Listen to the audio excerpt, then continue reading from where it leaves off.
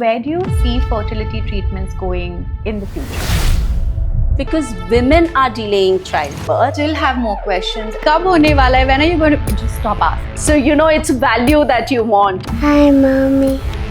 When you saw the positive result, I think I fell down to my knees.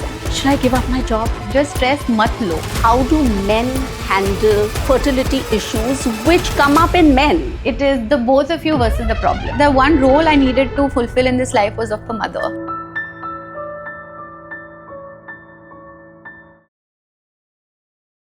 Welcome to Unspoken. I'm Dr. Mamta Dighe, a gynecologist and fertility specialist. It's a wonder, isn't it, how we forget the natural rhythm in your fertility journey. Absolutely. And it's easy to come to the clinic and take medicines, but it's very difficult to change your lifestyle, which becomes the base. Absolutely. Right? I mean, physical, mental, emotional, everything, and the fears you carry inside. Absolutely. And don't you think that, people are coming to you, right? And this, I've seen that this happens, right? You're ready for something. The moment you're ready for something, now it needs to happen, right? People will wait until they're absolutely ready. Now they will begin a process. Now it'll be like, why aren't the results happening, right? We need to kind of understand that the process is going to just begin now and the patients need to start now. Also, as a gynecologist, as a fertility expert actually, a lot of these changes needs to happen a good year before you even try. Yes, absolutely. Right? Absolutely. So very important. See, that is, you cannot insist on the importance of lifestyle because there are certain environmental factors that are not in your hands. At least whatever is in your hands is so important. Sometimes people come with a lot of obesity. Obesity also, you know that it has such a big emotional aspect to it. So when you've not actually handled or taken care of all the other issues pertaining to fertility, sometimes you address them and you don't need treatment. Absolutely. So I think it's so important to understand the physical, the mental, the emotional reasons behind infertility as well before, you just embark on the journey. And there are so many aspects to it, whether it is, undiagnosed autoimmune conditions that we've been carrying for a very long period of time. It could just be that your lifestyle choices are such that your body is in a constant state of inflammation. That is also a part of stress. Absolutely. Whether it is smoking or you're traveling 2 hours back and forth from work every day, whether you're taking very high, it's a high caffeine intake, even for men, let's say, or high performance, enhancement sort of things that are taken. There are so many aspects to it and they need to be addressed as well. So to be able to understand that puts a lot of load off of you as a person as well, and maybe then stepping in to taking help. But there are some aspects in life which cannot be instantaneous and which cannot be completely in your control. I think just that gives us the liberty and the freedom to just sit back and say that sometimes maybe surrender works slightly better.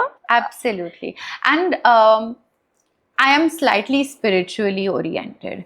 So surrender is not very less about giving up. And it has a sense of faith in something larger, in somebody who has more knowledge. You do your part, you kind of show up, you put your foot forward in, and you know how you need to do. And then you kind of go ahead. But it kind of gets hard for a woman because of course, there is not that much awareness, whether it's from family, whether it's from extended family, right? It can get hard. It is. And that is why conversations like this help, isn't it? Because coming from you who know, you've been there, done that, you've been through the process, you know what it means, and you also know what it means from the other side. Absolutely. So having that perspective and having that understanding that you're not alone. The emotions that are going inside, the vulnerability that you are kind of dealing with, and you don't find the space to express it, it's probably going on with a lot of others also, and there is help available. Absolutely. So why not just take it and also just talk. I think just if women come and speak to each other, I think we can serve as holding spaces for a lot of stuff that we are going through together. Yes. And we are actually not alone. Yes. And just having other women who are also able to see and feel exactly what we are going through can take a big load. Yeah, I think women need to be, the best cheerleaders for other women, right? I mean, gone are the days. I mean, or we should let those days pass when, like, the mother-in-law is kind of making it more difficult for the daughter-in-law. She's a woman too. So, if that happens, that's community can be such a huge backbone for every woman, whatever aspect of life, It's like everybody has challenges to face. This is one challenge people are facing.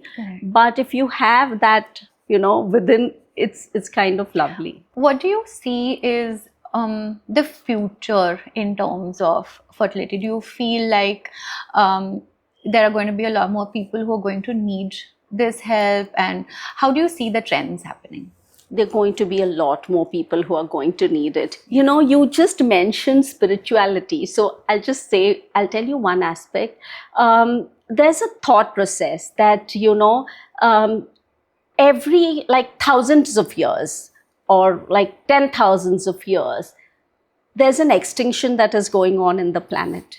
And we have kind of not taken care of our own mother, which is Mother Earth. And, the fertility decreasing is also a part of, now, something else showing up. So definitely fertility is going to decrease because of other factors. It's also going to decrease because women are delaying childbirth. Their age is increasing. The egg reserve is going down. And so much so that there is a worry that eventually we will have a lot more older people than younger people to take care of them. And that's not a good thing to happen because it then becomes a skewed population dynamics. So it's very, very important to keep up the fertility rate.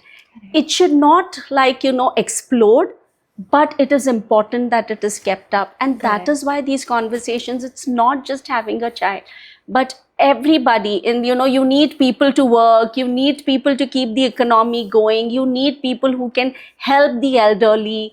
So this is a huge problem. And societies are now trying to kind of create this awareness that it is better to create awareness. So for everybody listening, I think it's important to understand it's not just your baby, but it's a contribution, and you need to understand that it will finally affect dynamics.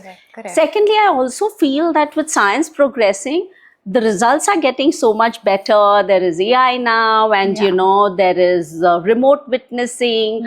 So it's definitely going to go on getting better. But some aspects of nature, like the younger, very human, having doing it at the right time, understanding the effect of age on fertility is so important. I just had this insight a couple of days ago. We were talking about very, very early menarche that's happening for little girls.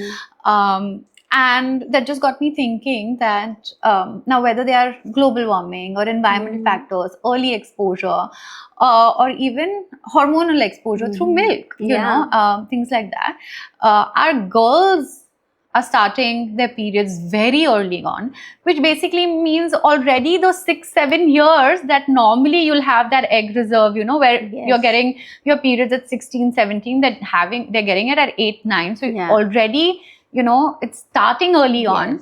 And of course, with the current trends in marriage, in women working, women are going to want to be more financially settled to kind of until they start. Exactly. And that creates this huge gap as well. So just where we are going as people, I mean, these are just trends. And the other trend is that Indian women and women in the Southeast Asian subcontinent have a much lower egg reserve compared to Caucasians.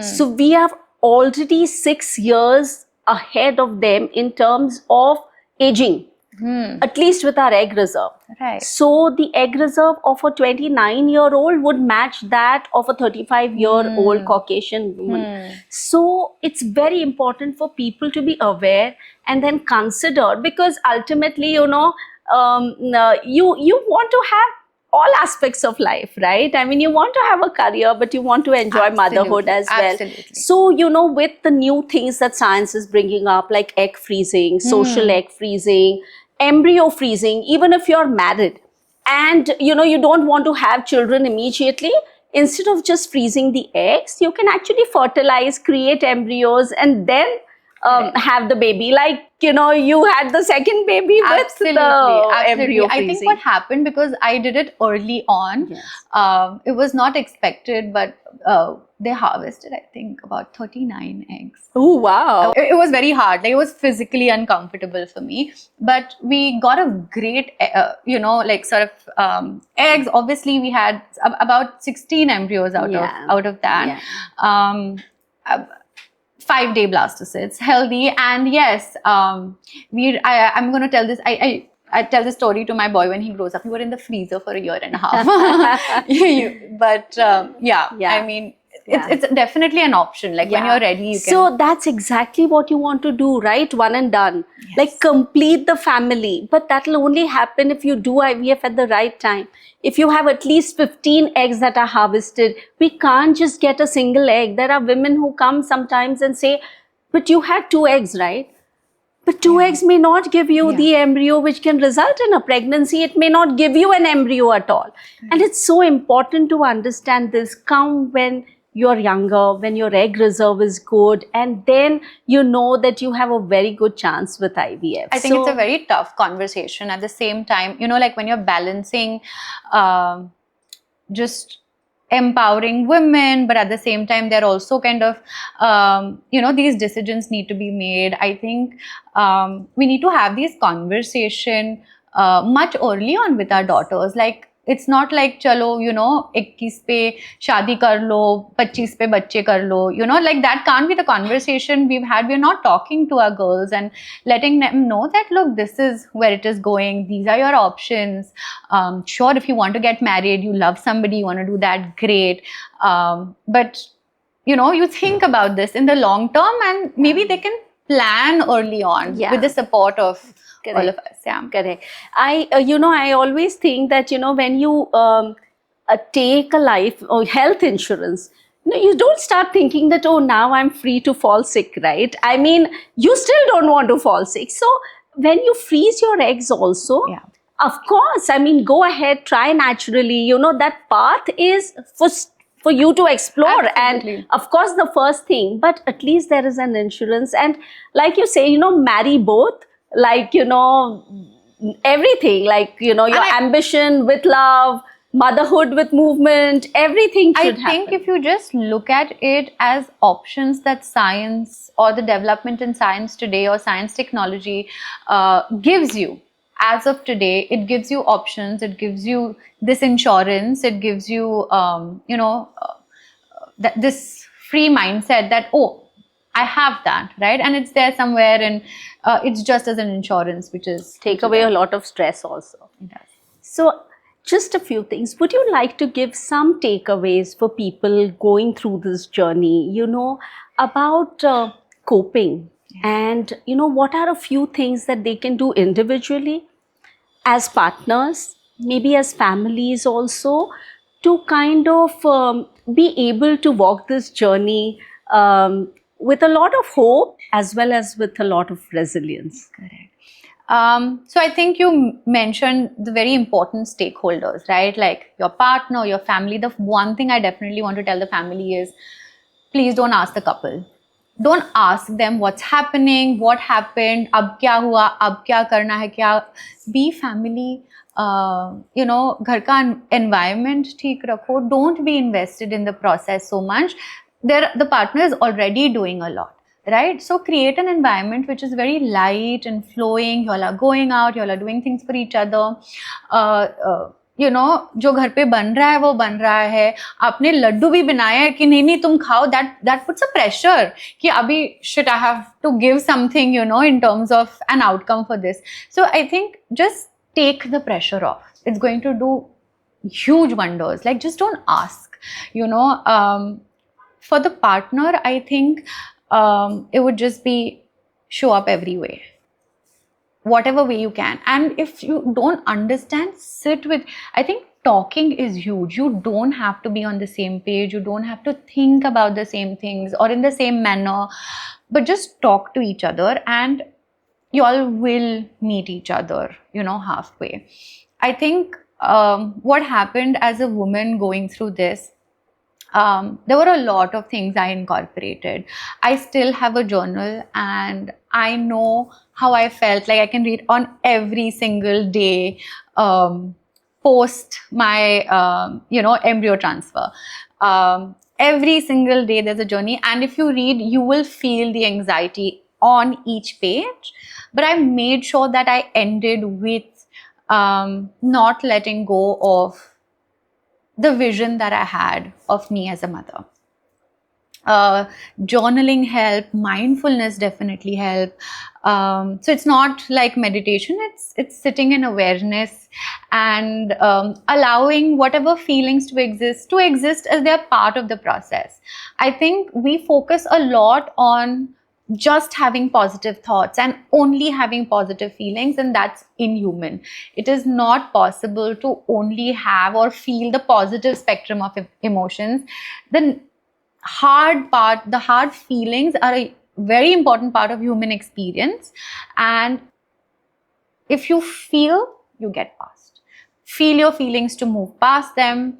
And if it really gets hard, I think find a community, find a support group, find a therapist who can maybe understand and help you in the process, because there is a safe, non-judgmental, unbiased space where you can kind of move through your thoughts and feelings, and show up in ways that you need to, right? Like, for what needs to be done.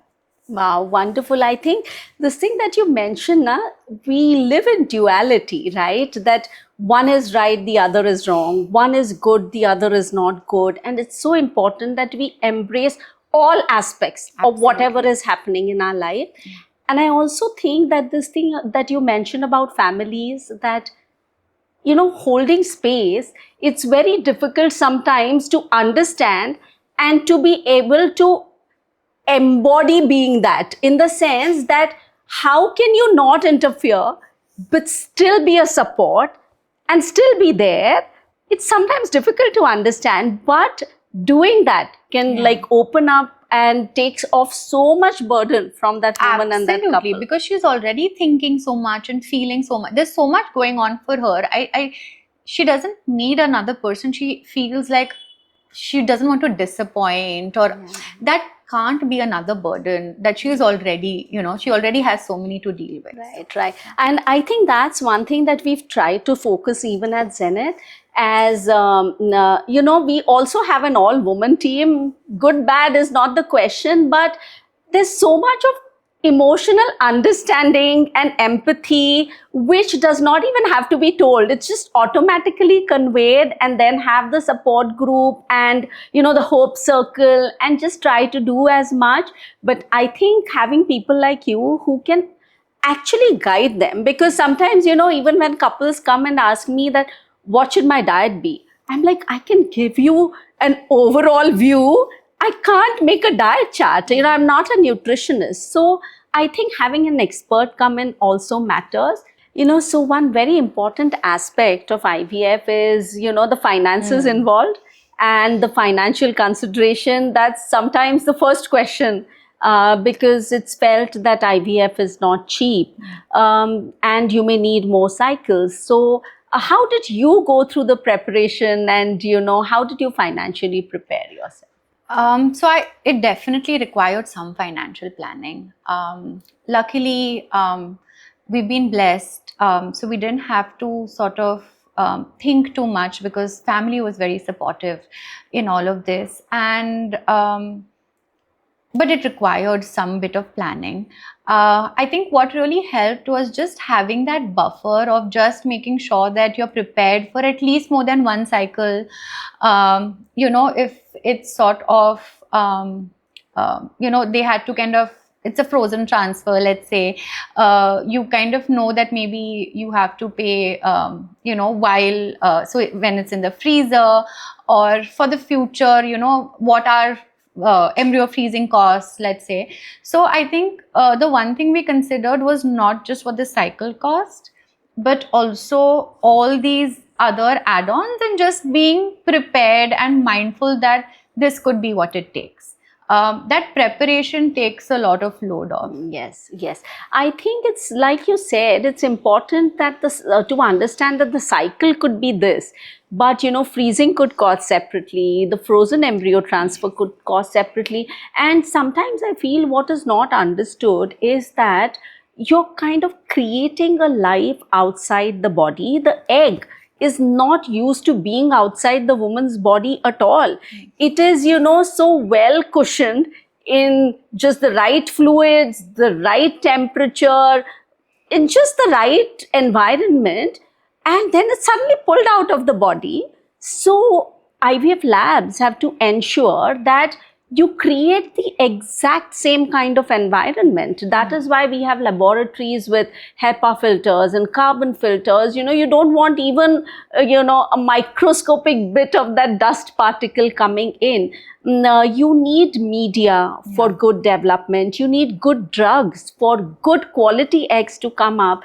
And you better not compromise there, right? I mean, this is the child you're talking about. And yes, we may not still have 100% success despite doing this, but at least it's the best way to reach the destination that you want to. Absolutely. And I think when you kind of consider the best outcomes, you want to go with, doctors using the latest equipment, you want a good lab, you want, a good embryologist, and it's so many aspects. So it's not just the one doctor, you have an entire team also. Yes, IVF is complete teamwork. And, I think personally, this is a personal view that, the experience matters over here, because a woman can have exactly the same things, but can behave totally differently in a different cycle. So knowing the nuances which comes only with experience is so important in giving the best outcome. So yes, you have to consider, like I remember, somewhere I heard that price is not the same thing as value. So, it's value that you want, and price, yes, but consider the value. And I guess if you kind of just go in asking all the different aspects and knowing it right off the bat, it really helps to kind of plan, just taking into consideration all of it, and then it helps you plan. Very true. Very true. So I want to ask you, as a psychologist and also as somebody who's gone through IVF for 2 babies, what is that piece of advice, or the 5 important things, whatever important things that you can tell couples who probably are considering or going through IVF cycles right now? I think the first has to be find a good doctor, right? And I mean, not only in terms of technicality, but also a doctor you can sit with, you can have a conversation with, you feel comfortable enough to kind of have questions. But I think just also do consider, if they have a good setup and all the supportive services that they may have for them as well. The second would be, I would say that I think it's important to have this conversation slightly early on, so that you have time in your hands to consider all your options, because otherwise it's going to feel very rushed. And there are a lot of aspects which are age related, which maybe the doctor is not going to be able to control. So it's just important to consider that early on. The third thing would be just be open to tests, right? both the couple, it's both of you, show up together and be open to identify what's going wrong. And so there's a saying, it says that it's not you versus her. It is the both of you versus the problem. Yes. So allow it to be that. Allow it to be that both of you are on the same team, trying to identify and then work past that. Mm-hmm. The fourth would be make sure that you take the right mental support. Right? So whether it is counseling, whether it is therapy, whether it is you processing both your feelings, processing the feelings that are coming up along the journey as well, because the emotions that come up as a part of the process are going to make up a huge part of the journey. So let therapy be something that you consider. And the last is patience. I think it's the hardest to say. I mean, if I were back then, I'd probably hear me and be like, oh, she goes again. But I think patience is important. While you are ready, just acceptance that it is going to take the time it takes. Right? I think beautiful. I mean, such important things, but just brought out with so much fluidity. And as they are, I really hope that, everybody listens to all these 5 important points. And I hope it helps. I hope it finds the right person at the right time. Exactly. So, doctor, I really want to know your opinion on where do you see fertility treatments going in the future, like in the next few years? So one thing is that the fertility rate is definitely dropping. It's due to multiple reasons: environmental factors, nutritional factors, women delaying childbirth. So there are multiple factors, but infertility is definitely on the rise. And you are probably going to need more and more fertility treatments. Also IVF per se will not be just related to infertility. There are so many other aspects of health that can be tackled through IVF. For, of course, now, even today, we have advancements in media. We have advancements in, the laboratory technology that is available. We have AI to predict, which embryo is probably the best one for implantation. We have remote witnessing. We have multiple ways of ensuring quality care and management in the lab. But we are also getting to a point where you can, and of course we have pre-implantation genetic testing. So you can look at an embryo which is chromosomally normal. Correct. You can detect genetic disorders in the embryo and choose an embryo which is genetically healthy and transfer that, because it will avoid so much of pain that families go through. You can even later on, with the gene slicing that we say, put in the correct gene for that embryo to, then become a healthier embryo. And we keep discussing this, that you probably will be able to form an embryo from a somatic cell. Wow. Yeah. So, you could just take a cell from your skin and then stimulate it in such a way that it could become an egg or a sperm, because in some ways we have stem cells in our body, right? I mean, the embryo comes from a collection of cells which can become the brain, which can become the liver, and we still carry those stem cells in our body, of course in much lesser amounts.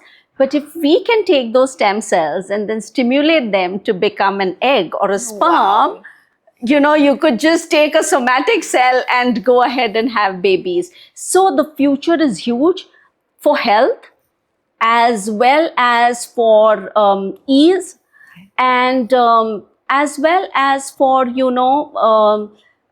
having healthier progeny in some ways. That doesn't take away the natural aspect of it, but yes, there's a huge future. I think that's so wonderfully put, because it's so important for a lot of people to know. who have certain genetic conditions, and if both, let's say, are carriers or stuff like that, that they can still go ahead and have absolutely healthy babies who don't have to suffer, as a natural consequence. And that's very exciting. I feel like we're in a Star Wars movie. Yes, well, with AI, we are all going there, I guess. Yeah. All right. So, Kaehalee, now we are going to do something fun. I am going to throw questions at you, and you need to answer quickly with the first thing that comes to your mind. So, here we go. The strangest advice you got during IVF? Oh my God. I think they wanted me to just tiptoe or like just breathe softly, just because they were afraid that the embryo might fall off. That was the weirdest. Okay. The first thing you did when you saw the positive result? I think I fell down to my knees and cried. I don't think there was anything else I could do in that moment. I think I was humbled and full of gratitude, but that's the first thing I did. Wow, amazing. It's just a rush of emotions, isn't it? Yeah. A phrase you wish people would stop saying to couples trying? तो हमको कब दे रहे हो, कब कर रहे हो, क्या हो रहा है, कब होने वाला है? When are you going to? Just stop asking, guys. Just mind your own business. So true. I mean, don't add to the pain that they're already going through. One mantra you held on to through it all? I think I had this written on the board behind me. I said that what's meant to be will find a way. And it was more than an affirmation. I think it was an absolute belief that I was meant to be a mother. And yeah, that was the one thing I kept telling myself. It's going to find you. Trust yourself, trust the Almighty, and things will happen. Absolutely. What do IVF mothers need the most? Support. And it's such a vague concept, and it encompasses so many things, but support. Right.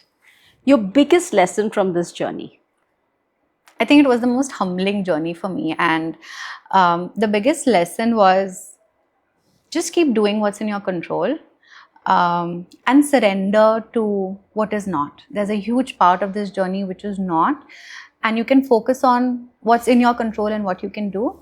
Right. And that's the most, Yeah. So do your bit and, have the faith. Both are so important. Absolutely. That was so much fun and informative. Thank you, Kaehalee.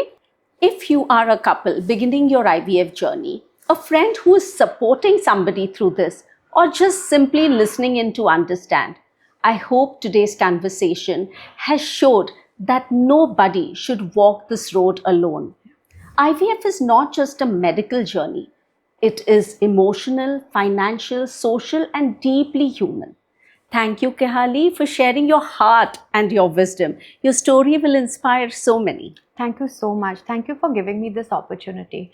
I think coming here and speaking out as a woman and as an individual, it is closing the loop on that cycle that I began, where I can let go even a little bit of that stigma. And if I can open up to other women, I think it makes a lot of difference. Oh, that's so lovely. It's when you share your vulnerability, your personal stories, I think that is what makes all the difference to people. Yeah. Thank you so much for having me. Thank you, Kaehalee. If this episode touched you, then please share it with someone who needs to hear it. And don't forget to follow Unspoken with Dr. Mamta, where we bring you stories and science that matters.